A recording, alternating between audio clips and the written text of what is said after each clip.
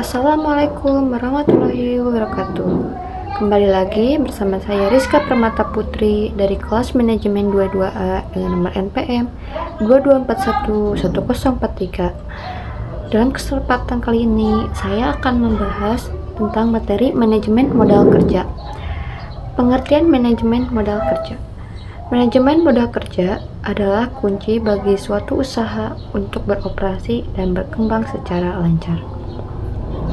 Satu cabang manajemen keuangan yang mengelola modal kerja dari suatu perusahaan hingga mencapai nilai yang optimal. Tujuan diadakannya manajemen modal adalah untuk menghasilkan kesejahteraan para pemegang saham melalui perolehan laba yang optimal. Manajemen modal kerja diadakan dalam waktu yang lama karena harus diadakan setiap hari.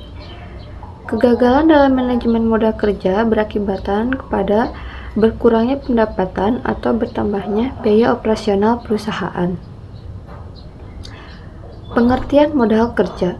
Modal kerja adalah ukuran likuiditas suatu perusahaan, termasuk efisiensi operasional dan kesehatan keuangan dalam jangka pendek. Modal kerja atau working capital merujuk pada perbedaan aset lancar perusahaan dan kewajiban yang ditanggung dalam periode berjalan. Terdapat 3 komponen yang terdiri dari satu komponen utama, yaitu modal kerja terdiri atas uang tunai, persediaan, dan piutang yang dapat diubah menjadi kas.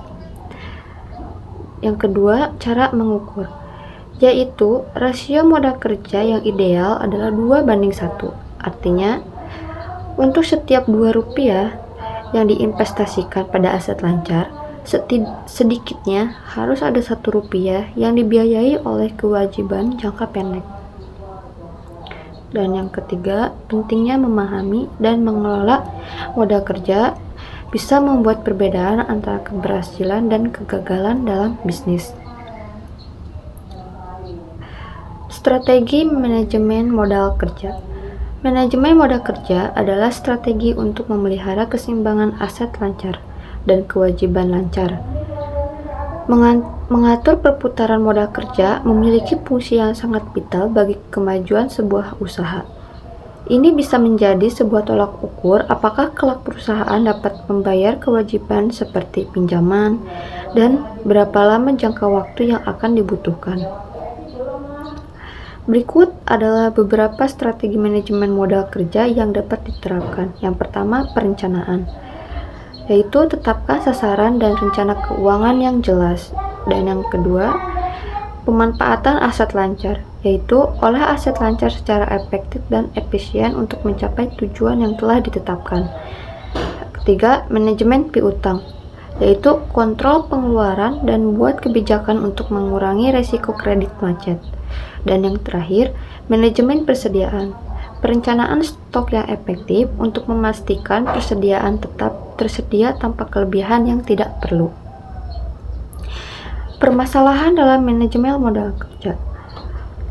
Yang pertama, kurangnya dana, yaitu bisnis tidak memiliki persediaan dana yang cukup untuk membayar tagihan jangka pendek yang masuk sehingga terpaksa mengajukan pinjaman. Yang kedua, piutang macet, yaitu menagih piutang adalah proses kompleks dan menghabiskan waktu. Terkadang klien tidak dapat membayar tagihan tepat waktu.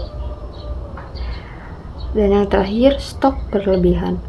Persediaan yang berlebihan dapat menyebabkan kerugian dan kewalahan untuk mengontrol persediaan. Metode alternatif pembiayaan modal kerja. Yang pertama, pinjaman bank. Banyak bank yang menyediakan produk pinjaman jangka pendek. Yang kedua, investasi dari investor. Menyediakan saham untuk dapat menjual utang pada investor. Dan yang ketiga, crowdfunding. Menggalang dana melalui kampanye crowdfunding di media sosial atau platform khusus.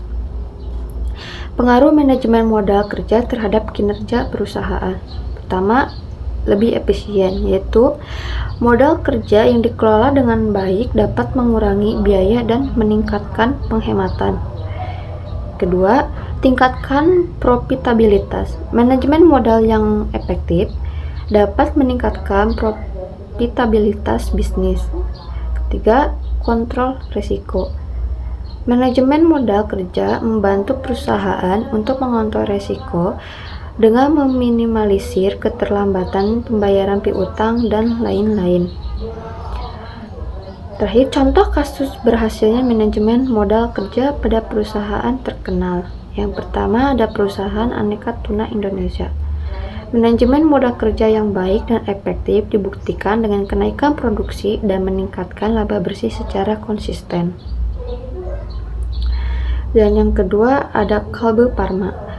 Sistem manajemen logistik dan persediaan yang ketat dan terintegrasi berhasil mengurangi biaya dan meningkatkan efisiensi suatu produk Kalbe, seperti komposisi penjualan yang lebih besar. Dan yang terakhir ada Sinarmas.